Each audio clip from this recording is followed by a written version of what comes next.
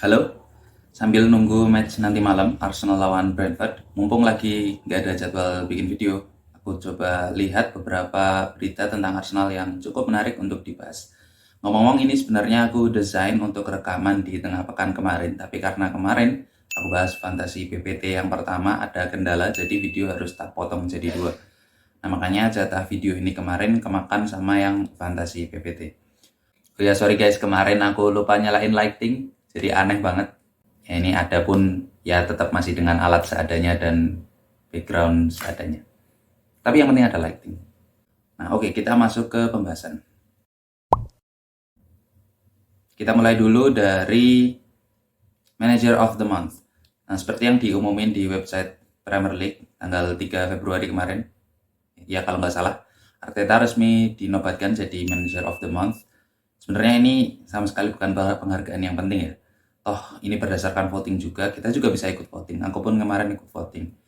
Kalau dari sisi staff pelatih sih mungkin bagus aja ya, ini buat bentuk apresiasi. Cuma emang buat sebagian besar orang yang mana fans mungkin gak terlalu penting. Tapi aku pribadi sih seneng ya kita dapat nominasi. Apalagi sejak eranya Wenger, kita tuh jarang banget dapat nominasi Manager of the Month atau Player of the Month. Dan Januari kemarin itu emang kita layak banget, terlepas dari 2 menang dan ada 1 kali imbang. Tapi itu tiga-tiganya kita lawan top 5 tim di klasemen Liga Inggris waktu itu. Dan memang menang meyakinkan semua, kecuali lawan Newcastle. Oh ya, satu lagi, ada Player of the Month versi klub. Kalau yang Premier League kita nggak dapat, nah yang versi klub itu kali ini yang dapat Zinchenko. Menurutku dia sama Gabriel itu adalah pemain di squad Arsenal sekarang yang paling underrated, benar-benar paling sering orang nggak lihat, diremehin lah. Zinchenko ini meskipun posisi aslinya gelandang, tapi kecepatan dia punya. Jadi buat wingback itu cukup mumpuni. Nah meskipun dia sebagai back kiri itu lebih sering masuk ke tengah buat bantu Partey ya. Jadi kalau kita main kan lebih kayak 3-2-2-3 daripada 4-3-3. Nah di sisi lain dari segi defensif itu juga nggak kalah jos. Berani duel dan sering menang. Dan yang paling penting itu dia pinter bayang-bayangin lawan. Jadi nggak main tackle aja kalau ada lawan. Oke, next. Sedikit bahas rumor transfer. Baru bursa transfer musim dingin ditutup, udah mulai ada lagi rumor transfer. Kali ini ada satu yang mau aku bahas, karena sumbernya dari Fabrizio Romano, jadi bisa dibilang 80-90% benar, meskipun cuma rumor. Yaitu kabarnya ada 3 klub dari Premier League, yaitu Manchester United, Liverpool, dan Arsenal yang lagi memantau situasi Ansu Fati di Barcelona. Pertama, seandainya rumor ini benar dan Arsenal emang serius ngincar dia, bahkan sampai bisa benar-benar datangin dia, ini plus poin banget buat kita.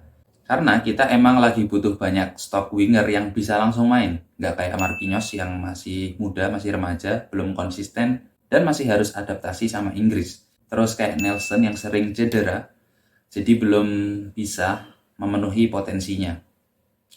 Jadi baguslah kalau Arsenal serius ngincar Fati atau winger siapapun lah, pemain sayap depan. Nah yang kedua, andaikan serius ngincer, tentu kalau harganya di atas 100 juta, buat seorang Fati pun masih terlalu mahal. Tapi kalau bisa dapat 60-70 juta, itu ambil sih. Ambil, harus ambil. Nah ngomong-ngomong, setauku Fati ini punya klausul rilis 1 billion, 1 miliar, 1000 juta. Itu bisa dapat 10 Grealish.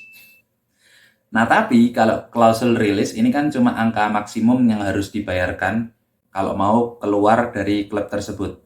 Kasarnya kalau ada klub atau orang yang datang dengan 1 miliar euro ke Barcelona tanpa Fafifu, Fati itu harus dilepas. Kayak di Master League PES lah atau di Career Mode kalau pernah main. Kan kadang ada tuh pemain-pemain yang punya klausul rilis. Nah di luar itu semua bisa dinegosiasiin antara Barcelona dan klub yang mau beli. Dan menurutku penentunya bakal di sisa musim ini. Fati kan emang jarang main ya di bawah Xavi sejak balik dari cedera. Dia lebih sering pakai Ferran Torres atau Rafinha atau Dembele juga di posisi sayap kanan atau kiri. Nah bisa aja kalau Fati nggak puas, dia minta keluar dari Barcelona. Ya nanti kita lihat aja, toh ini cuma rumor. Oke, pembahasan terakhir tentang Financial Fair Play atau FFP.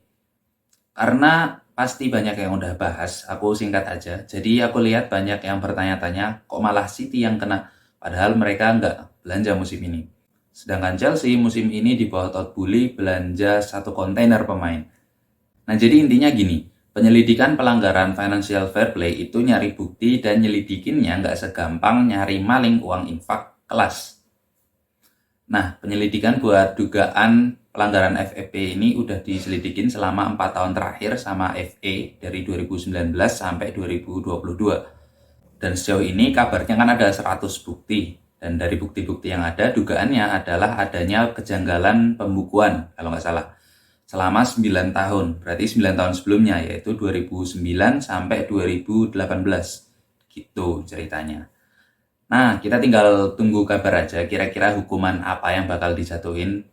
Di berita kan ada banyak ya yang beredar, mulai dari hukuman paling ringannya pengurangan poin, terus yang lebih berat lagi ada beberapa gelar Premier League dicabut, sampai yang paling berat diturunkan beberapa kasta. Yaitu kita lihat nanti. Toh, setelah hukuman dijatuhkan, City pun masih bisa banding buat minta keringanan hukuman. Ngomong-ngomong, apa hubungannya sama Arsenal nggak usah aku bilang secara eksplisit ya di sini. Kita sama-sama memantau saja dalam diam. Berharap boleh tapi nggak usah lebay, nanti sakit. Oke, itu dulu update akhir pekan yang bisa aku ceritain. Dan gak ada hubungannya sih sama pertandingan. Semoga ada yang bisa diambil dari video ini. Itu aja. Bye-bye. Klik yang kanan atas kalau mau nontonnya urut. Klik yang kanan bawah kalau mau ganti genre.